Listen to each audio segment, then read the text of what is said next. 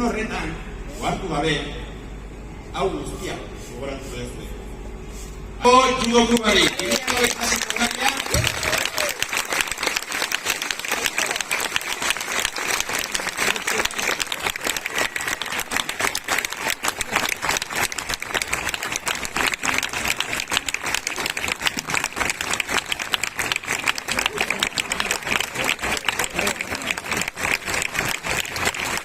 babes bat, bertaratzeko esparru bat, bai momentu honenetan, baita momentu zailenetan ere.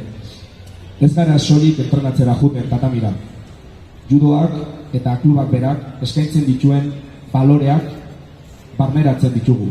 Esperientziak partekatzen ditugu. Azken finen, lagunduta eta onartuak sentitzeko esparru bat eraikitzen dugu. Benetan sinisten dugu denon artean sortu dugun familia sentimendu honetan.